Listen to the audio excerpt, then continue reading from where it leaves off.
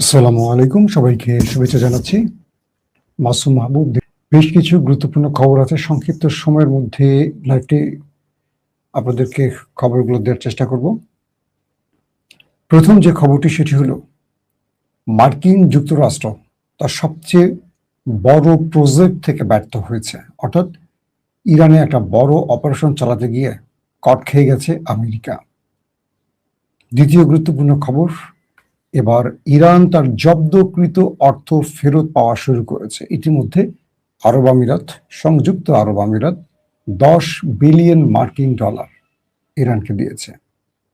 এবং অল্পের জন্য ইরানের ইউরেনিয়াম যেমন রক্ষা পেয়েছে, আমেরিকার একটা স্পেশাল কমান্ডো বাহিনীও প্রাণে রক্ষা পেয়েছে। এই খবরগুলো আপনাদের একটা একটা করে দেব। প্রথমে আসছি ইউরেনিয়াম প্রসঙ্গে। প্রথমে আসছি আমরা ইরানের জব্দকৃত অর্থ। পৃথিবীর বিভিন্ন দেশে তেল এবং গ্যাস বিক্রি করে ইরান। এর প্রায় 24 বিলিয়ন মার্কিন ডলার পৃথিবীর বিভিন্ন দেশে আমেরিকার নির্দেশে জব্দ করা হয়। কাতারে রয়েছে, আরব আমিরাতে রয়েছে, চীনে রয়েছে, এরকম আরো অনেকগুলো দেশে রয়েছে। ইরান দীর্ঘদিন ধরে তার এই অধিকার পাচ্ছিল না, অর্থাৎ ইরানকে এই টাকা ফেরত দেওয়া হচ্ছিল না। অনেক বছর ধরে এই টাকাগুলো বিভিন্ন ব্যাংকে আটকা পড়ে আছে। এবার এই যুদ্ধের মাধ্যমে ইরান শর্ত জুড়ে দিয়েছিল, তার যে টাকাগুলো পৃথিবীর বিভিন্ন দেশে আটকা পড়েছে, টাকাগুলো ফেরত দিতে হবে, ইরানকে দিতে হবে। ট্রাম্প রাজি নয়, রাজি নয়, রাজি নয়, বহু কাহিনী করেছে ট্রাম্প। সর্বশেষ ট্রাম্প সিদ্ধান্ত নিয়েছে ইরানের এই অর্থগুলো ওইসব দেশকে দিবে যেই সব দেশে ইরান আক্রমণ করেছে আমেরিকা, ইসরায়েল, ইরান যুদ্ধের সময়। তারা কারা? যে গালফ কান্ট্রিগুলো রয়েছে, যেখানে মার্কিন ঘাঁটি রয়েছে, সে দেশগুলোকে এই টাকা আমেরিকা ফেরত দেবে। কেন দেবে? ক্ষতিপূরণ হিসাবে। ধরেন আরব আমিরাতে যে আক্রমণ হয়েছে, সৌদি আরবে যে আক্রমণ হয়েছে, কাতার, কুয়েত, বাহরাইন, যে দেশগুলোতে, জর্দানে যে আক্রমণ হয়েছে, এই দেশগুলোর যে ক্ষতি হয়েছে, সেই ক্ষতির হিসেব অনুযায়ী ইরানের জব্দকৃত অর্থগুলো সেই দেশকে দেয়া হবে। এই ঘোষণাটি দেওয়া হলো একদম স্পষ্টভাবে। আমেরিকার ট্রেজারি এই ব্যাপারে সকল তথ্য উপাত্ত নেওয়া শুরু করেছিল। ইরান বলছিল, আমার 1 টাকা তোমাকে আমি হজম করতে দেব না। ইরান বলেছিল আমেরিকাকে যে আমার 1টি টাকাও তোমাকে হজম করতে দেব না, পুরো টাকা তো দিবা, উল্টা আমাকে ক্ষতিপূরণ দিবা আমার দেশে আক্রমণের জন্য। অবশেষে আমেরিকা যখন ইরানে ব্যর্থ হয়ে গেছে, তখন আমেরিকার গ্রিন সিগন্যাল পেয়ে আরব আমিরাত ইরানকে 10 বিলিয়ন মার্কিন ডলার দিয়ে দিয়েছে। অর্থাৎ আরব আমিরাতের ব্যাংকে যে 10 বিলিয়ন মার্কিন ডলার জব্দ ছিল, সেই টাকা ফেরত দেওয়া হয়েছে। কিছু কিছু গণমাধ্যম বলছে প্রথমে 3 বিলিয়ন দেওয়া হয়েছে। 10 বিলিয়ন সমান কত? 1000, হ্যাঁ 1000। তো এই অর্থগুলো 1000 টাকা না, 1000 কোটি ডলার। তো এখন এই মুহূর্তে আমেরিকা ইরানের কাছে তার পরাজয়ের প্রথম স্মারকটি রেখে দিল। কিছু কিছু মাধ্যম বলছে আরব আমিরাত এই অর্থটি দিয়েছে আরো দুটো কারণ আছে। কি? প্রথমে আমেরিকা, ইসরায়েল, ইরান যুদ্ধের সময় সবচেয়ে বেশি ধোলাইটা হয়েছিল ইরানের পক্ষ থেকে কোন দেশে? ইসরায়েলে প্রথম, আর দ্বিতীয় ছিল আরব আমিরাত। এবং আরব আমিরাত যখন ইউক্রেনের একটি বড় সামরিক এক্সপার্টদের এনেছিল ড্রোন এবং এন্টি মিসাইল ব্যবহারের জন্য, সেই গ্রুপটাকেও ইরান ধ্বংস করে দিয়েছিল, মনে আছে আপনাদের? এবং আরব আমিরাতের সবচেয়ে গুরুত্বপূর্ণ জায়গাগুলোকে টার্গেট করে, শুধু মার্কিন বেস না, আরব আমিরাতের গুরুত্বপূর্ণ জায়গাগুলোকে টার্গেট করে ব্যাপক হিট করেছিল।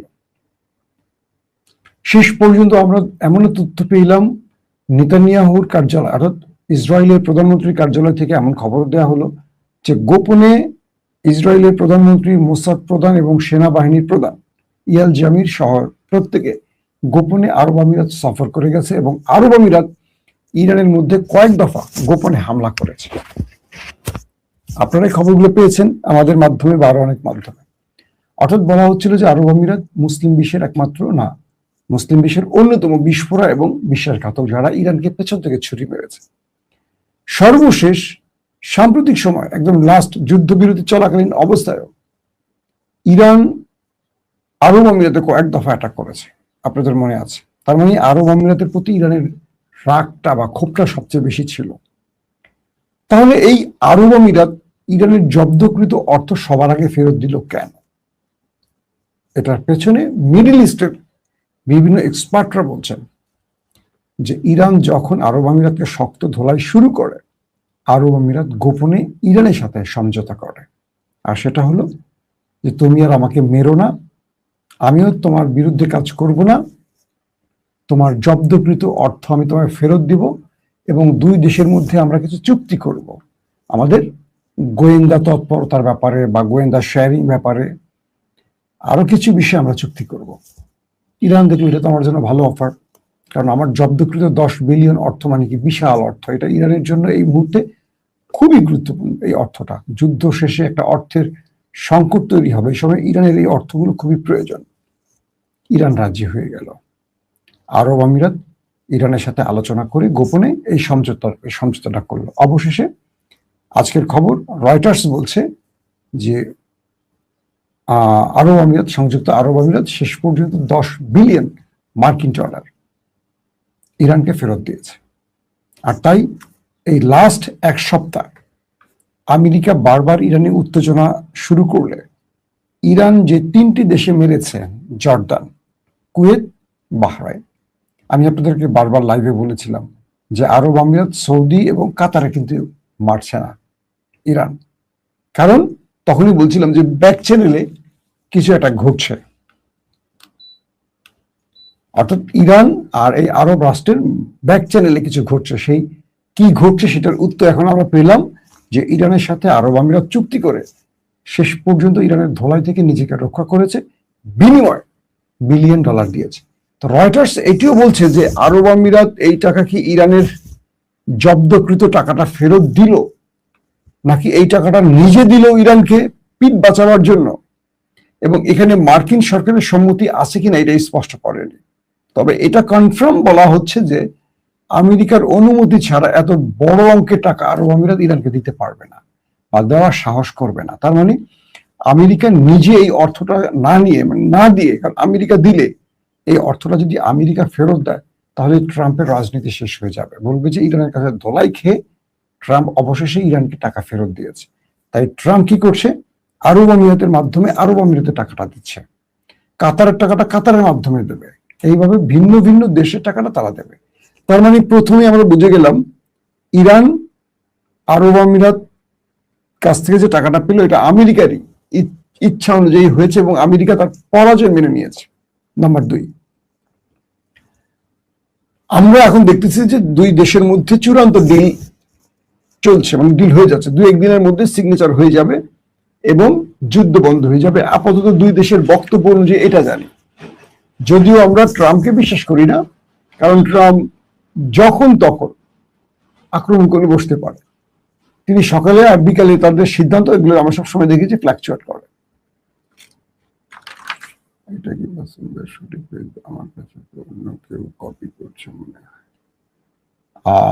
একজন দর্শক প্রশ্ন করেছেন এটা কি মাসুম ভাইয়ের সঠিক পেজ? আমার কাছে তো অন্য কেউ কপি করছে মনে হয়।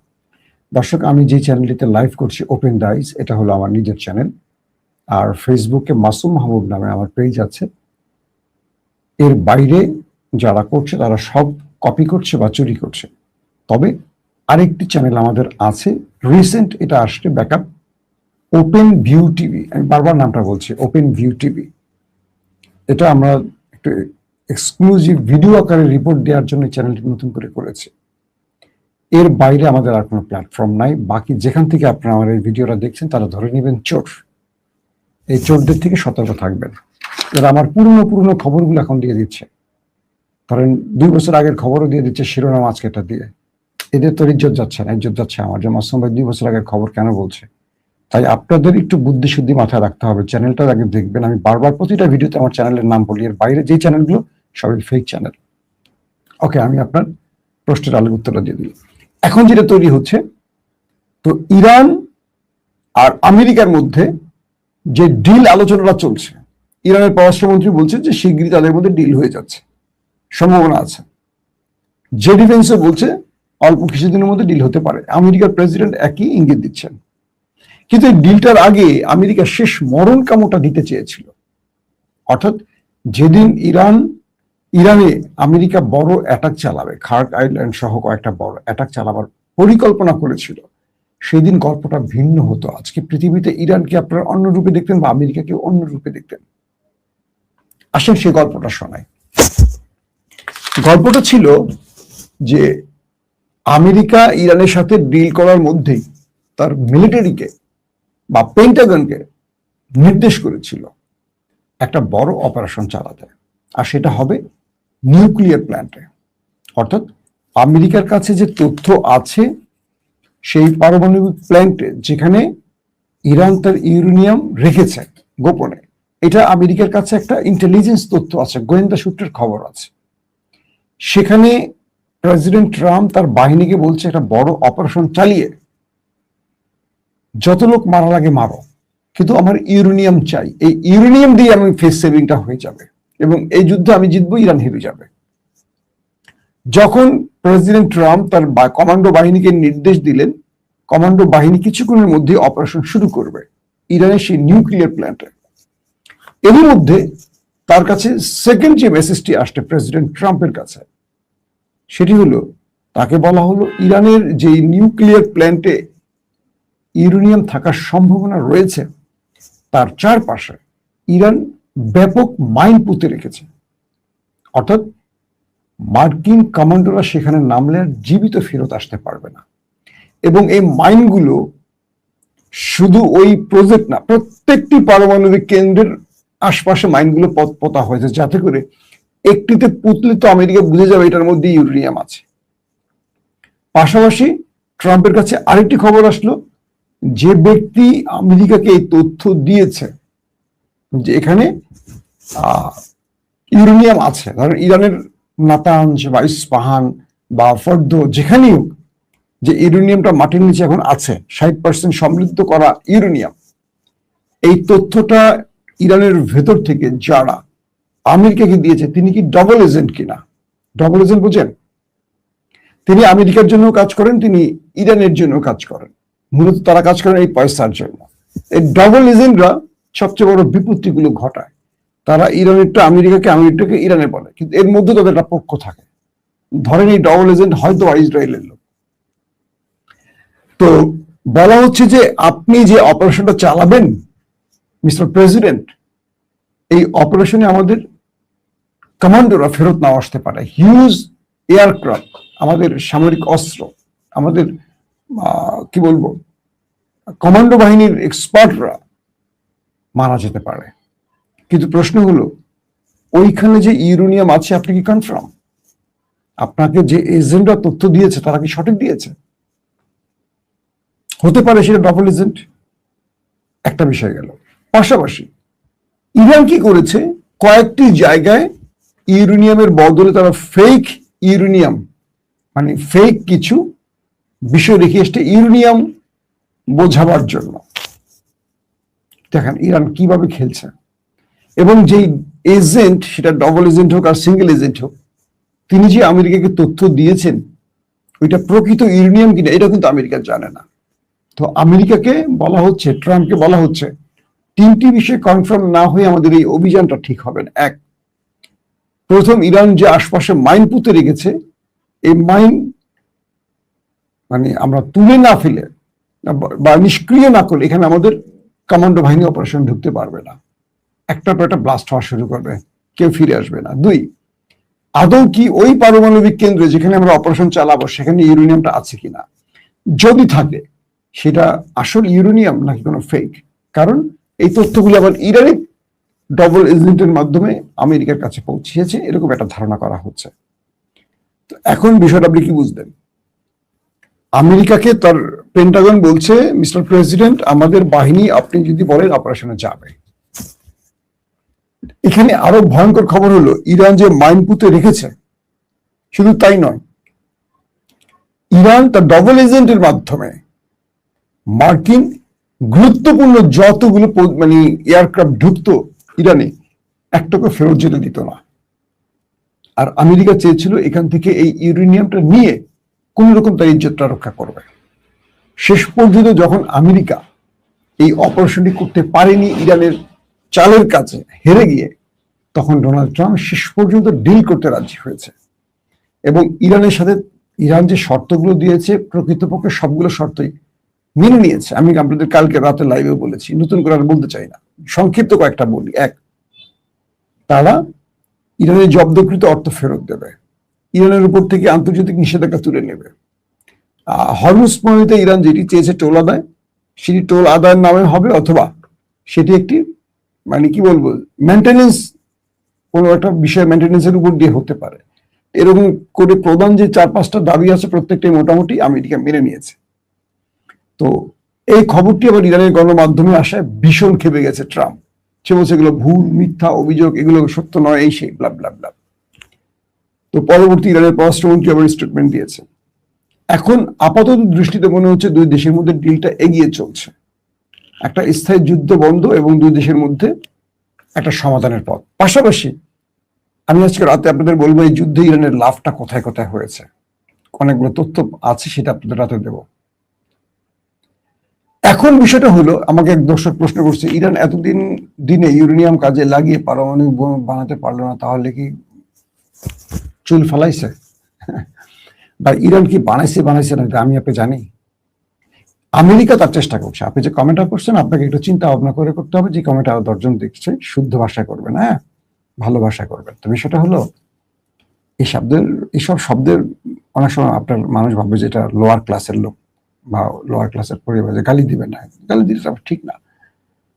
এখন বিষয়টা হলো যে ইরান নিউক্লিয়ার বানাইছে কি বানায় না, এটা কে বলবে বলেন? ইরান কি বলছে আমরা বানাই নাই? আমেরিকা কেন ইরানের উপর এত আগ্রাসন চালাচ্ছে, চাপ দিচ্ছে যাতে না বানাতে পারে? আমার তো ধারণা ইরান বানিয়ে ফেলছে।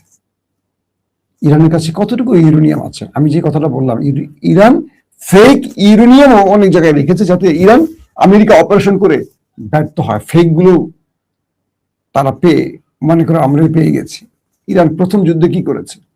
অনেক ড্যামো ফাইটার জেট, মিসাইল লঞ্চার বানিয়ে রেখেছে, ওরা উপর থেকে বোম্বিং করছে ড্যামোর উপরে। পরে দেখছে যে এগুলো সবই ড্যামো, কোটি কোটি টাকার মিসাইল মারছে, ধরেন 1000 টাকার ড্যামোর উপরে। ইরান তো এসব কাজের ওস্তাদ। তো এখন পর্যন্ত বলা যাচ্ছে না যে ইরান নিউক্লিয়ার বানিয়েছে কি বানায় নাই। তো এখন আমাদের কাছে একজন প্রশ্ন করছেন, যুদ্ধ শেষ হয়ে যাবে ভাই, কিন্তু আপনারা আমার কমেন্ট পড়বেন না। আপনার কমেন্ট আমি পড়লাম ভাই, যে যুদ্ধ শেষ হয়ে যাবে ভাই, আপনি আর আমার কমেন্ট পড়বেন না। পড়ছি না, আপনার কমেন্টটা বলেন। মাহবুব ভাই আমার কমেন্টটা পড়েন প্লিজ প্লিজ। আপনার নাম কি? এমডি আরিফুল ইসলাম অপূর্ব। এখন আব্দুল কুদ্দুস নেত্রকোনা থেকে, কুদ্দুস ভাই আপনারটা পড়লাম, হ্যাঁ। একটা হলো হায়দার মিয়া, কি হৃদয় মিয়া আপনার কমেন্টও পড়লাম। এখন যদি কিছু বিপত্তি না ঘটে, বলা যাচ্ছে যে পৃথিবী একটু শান্ত হওয়ার পথে। তারপরও ক্রিজে আছে ডোনাল্ড ট্রাম্প। কালকে ঘুম থেকে উঠে মনে হলো, আরে আমি তো হেরে গেলাম, না না না, যুদ্ধ শেষ হবে না, চল আবার বোমা মারো। এটা হতে পারে।